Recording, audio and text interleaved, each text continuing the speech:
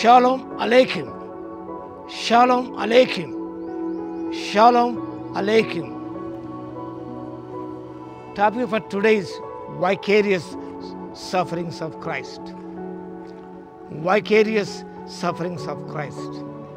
Text is from the Gospel according to St. John, chapter 19, verse 16. పరిశుద్ధ యోహాను సువార్త 19వ అధ్యాయము 16వ వచనం. యోహాను రాసిన సువార్త 19వ అధ్యాయము 16వ వచనం. అప్పుడు సిలువ వేయబడుటకై అతడు ఆయనను వారికి అప్పగించెను. Vicarious sufferings of Christ. తెలుగులో అని పరార్థ శ్రమ అంటారు. పరార్థ శ్రమ. Why did Jesus suffer on the cross? ప్రభు ఎందుకు శ్రమ పడవలసి వచ్చింది? ప్రపంచం నెరవేర్చబడాలి, మానవాళికి రక్షణ కలగాలి, తన శిలువ మరణ ద్వారా పాపిని తండ్రితో సమాధానపరచబడాలి, తండ్రికి అభిష్టం నెరవేర్చబడాలి, తండ్రి చిత్తం నెరవేర్చబడాలి.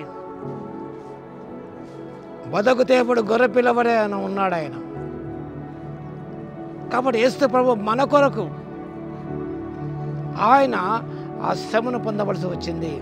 మన పాపముల కొరకై ఆయన మన నిమిత్తం మన స్థానంలో ఉండి మన పొందవలసిన ఆ శ్రమను ప్రభు పొందాడు. ఆయన శ్రమ చక్రవర్తిగా మనం చూస్తాం.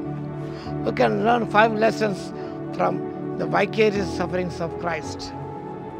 One is physical suffering is a part of life. ఆయన దాదాపుగా 3 గంటలు శిలువలో వేలాడుతున్నాడు. గెత్సెమనే తోట నుంచి ఆ శ్రమలు ప్రారంభమయ్యాయి. He suffered for your sake, for my sake.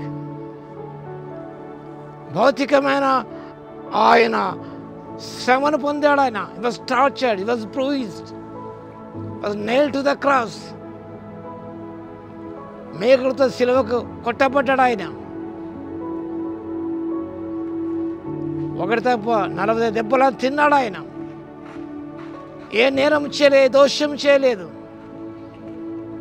కానీ మన నిమిత్తం ఆయన పరార్థ శ్రమను భౌతికంగా ఆయన పొందవలసింది. చాలా విపరీతమైన ఎక్స్క్రూసియేటింగ్ సఫరింగ్స్ ఈ suffer on the cross.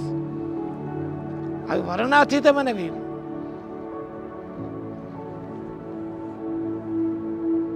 Then emotional sufferings in the part of life. భావోద్రేకమైన శ్రమను పొందాడు. Because his disciples abandoned him. పేతురు ఎరగని ముమ్మారు బ్రొంకాడు. ఆ గెత్సెమనే శిష్యులందరూ ప్రభువుని విడిచి పారిపోయారు. ప్రవచనం నెరవేర్చబడింది. కాపరి కొట్టిన గొర్రెను చెదిరిపోయారు. ఒక యోహాను మాత్రం, స్త్రీలు మాత్రం శిలువ దగ్గర ఉన్నారు. తనతో ఉన్నవారు, 3 సంవత్సరాలు తనతో సంతరించిన వారు, సహవాసం చేసిన వారు, ఎన్నో అనుభవాలు పొందిన తన ప్రియులందరూ కూడా దే డెజర్టెడ్ హిమ్. అదెంతో భావోద్రేకాన్ని గురి చేసి అంతకు మించి మన పాపనితో తన్నిన దేవుడు విడనాడినాడు. నా దేవా నా దేవా నన్ను ఎందుకు చేయి విడిచిదివి? ఒక క్షణమే తండ్రి కుమారుని చేయి వదిలాడు. మా ప్రేమతో తనను ఆదుకున్నాడు ఆయన. కాబట్టి ఆయన మన జీవితంలో కూడా emotional suffering is the part of life. Suffering is not a result of sin. శ్రమను గమనించినప్పుడు it's not a result of sin. ఏదో ప్రభు పొరపాటు చేశాడు, అపరాధం చేశాడు, అందుకే శిలువకు అప్పగించిన శ్రమను పొందాను కానే కాదు. ఈ సఫరింగ్ ఫర్ అవర్ సేక్. కాబట్టి బాధపడుతున్నప్పుడు మనం వాడు ఏదో చేశాడు అనుకోకూడదు. మనం suffering is not a result of sin. Jesus is fully human. శరీరధారిగా ఉన్నాడు కాబట్టి ఆయన ఎంతగానో బాధపడ్డాడు. యెషయా 50వ అధ్యాయం అంతా చదువుకున్నప్పుడు ఆయన శ్రమలన్నీ చక్కగా వ్రాయబడ్డాయి. వీటన్ని మన నిమిత్తం వచ్చుకున్నాడు ఆయన. నీ స్థానంలో పాపిస్తాను ఆయన ఉన్నాడు.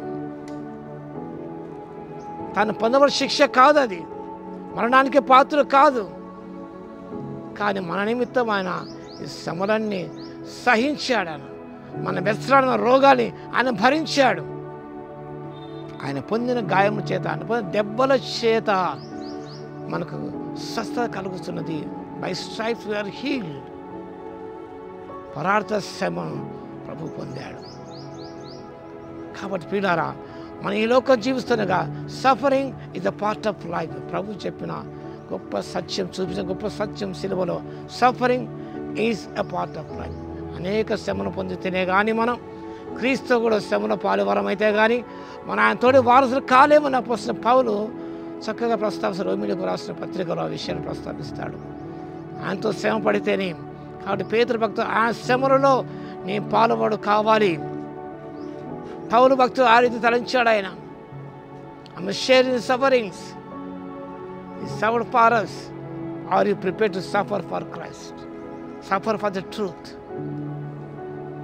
సఫరింగ్ అనేది మన జీవితంలో పార్ట్ ఆఫ్ లైఫ్. కాబట్టి శ్రమలకు భయపడకుండా ప్రభు చూపిన మాదిరి చూస్తూ మనం ఈ లోకంలో ముందు సాగిపోవడానికి పరిశుద్ధాత్మ శక్తిని దయచును గాక. ఆమె స్తుతికి పాత్ర మహోన్నతుల మీ స్తోత్ర వాక్యం పరిమితి దర్శించండి. పరార్థ శ్రమను మా నిమిత్తం మీ శ్రమను పొందారు తండ్రి. శ్రమను మా జీవితంలో ఒక భాగం విషయం జ్ఞాపకం చేసుకొని ప్రభువా,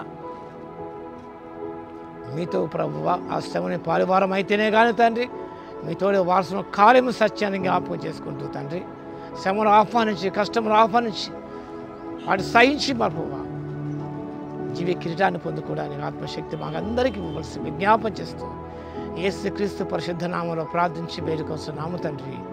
ఆమేన్. మన తండ్రి అయిన దేవుని యొక్క ప్రేమయు, మన ప్రభువును రక్షకుడైన యేసుక్రీస్తు యొక్క కృపయు, పరిశుద్ధాత్మ యొక్క అన్యోన్య సహవాసం మనందరికీ సదాకాలము తోడై ఉండును గాక. ఆమేన్.